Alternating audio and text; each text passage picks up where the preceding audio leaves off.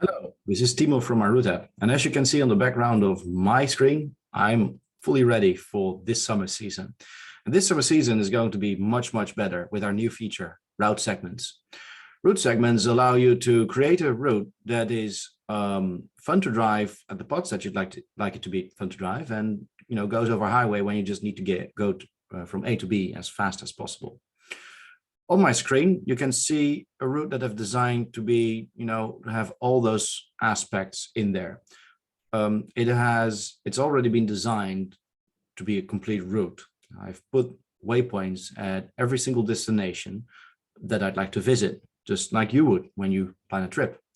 What I've not done is I've not added, route points in between in the fields and over the roads that I'd like to see while driving, or that, for example, the Michelin map tells me are beautiful. This is where the power of route segments come into play. But before I show you this, I'm going to show you something different, namely how to turn it off altogether. Because at MyRoute-app, we are aware that a lot of people will just want to continue doing and making routes the way they've always done. And we support that idea. So if you don't want to use segments whatsoever, you go to the toolkit, you deselect use segments for calculation. As you can see, the interface changes a little bit. Oh, I apologize. Use segments for. We have a minor visual bug there, and show segments on map also turned off. All right, so show segments on map and use segments for routing should be turned off. Now, I do want to use it, so I'm going to turn both of them on, because after all, this video would not be very useful if I couldn't show you segments and how they work. We're going to walk through this route as if it were a real trip that we're going to do, because that's how it's designed after all.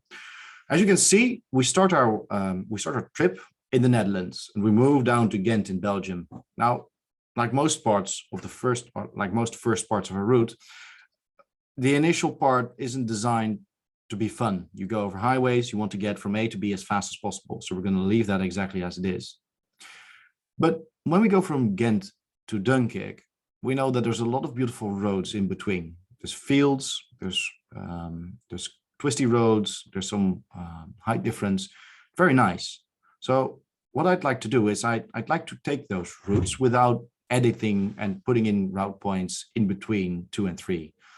So what I do is I go to the third route point, and I click this icon that symbolizes the curviness of the road. In this case, it's set to straight, because I want this destination to be a little bit curvy. And as you can see, now it's actually showing us that from the first to the second route point, we're traveling over highways, straight roads. From 2 to 3, we're traveling over somewhat curvy roads, and it has adjusted the route accordingly. Now, when we go to when we travel from Dunkirk to Calais, I might actually like to see a bit more curviness in the route that we're traveling on, and I want to set all these destinations as having a somewhat more curvy route. I could just do what I just did, click on the icon and adjust each and every single destination, but I can also do the following. I'm going to hold down my shift button. I'm going to click on the first part of the segment, then I'm going to click on the last part, the destination of the segment, and it will allow me to instantaneously set the segment settings for that entire segment. Let me show you. I'm going to hold down shift. We're going to start in waypoint 3, so I'm selecting waypoint 3. We're going to end at 6, so I'm going to select 6 while still holding down shift. And now it has opened this little menu. I'm going to say not somewhat curvy, but just curvy. There we go.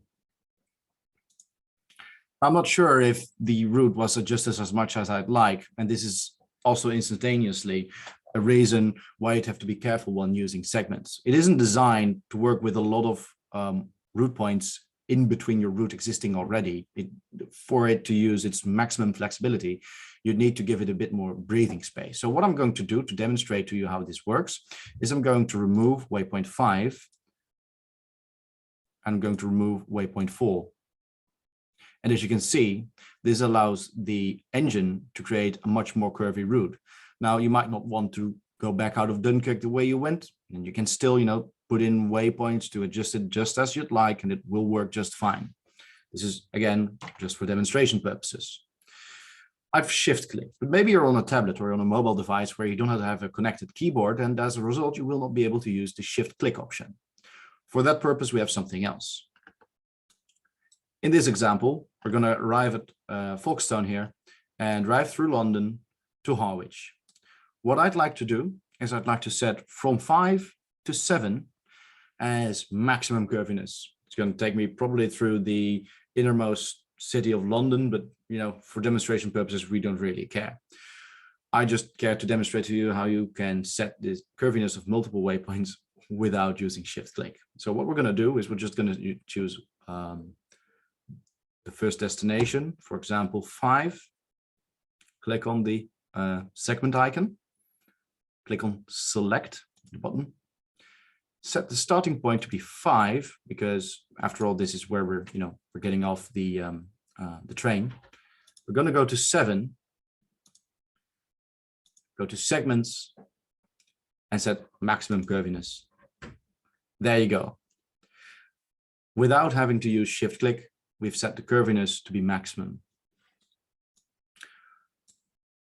Wow, our route is now very, very different than the way it started.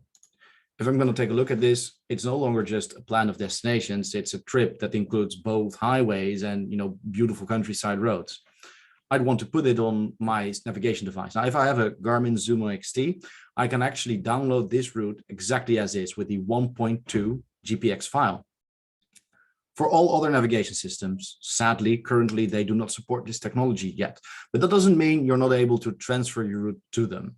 What we suggest doing is, first of all, expanding your route or transferring it to a different map. For example, if I say I want to use a TomTom device, and I click over here, it will give me this prompt telling me, hey, you cannot use segments because the TomTom map doesn't support this. If I click on continue in a copy, it will bring me to a copy of the map that tries to emulate what we've done here with segments as closely as possible. Now, a little warning in advance, not all maps work the same way. For example, this route includes parts that go over the water. If I click over here, you will probably get an error message because TomTom doesn't like us going over water once it's completed calculating the way the route should work. As a result, we advise that you first of all snip your route once you've used segments into handy pieces and expand the route points while you're doing that. Thank you for watching, and I hope you have a lot of fun with using segments. This was Timo from MyRoute-app. Bye-bye.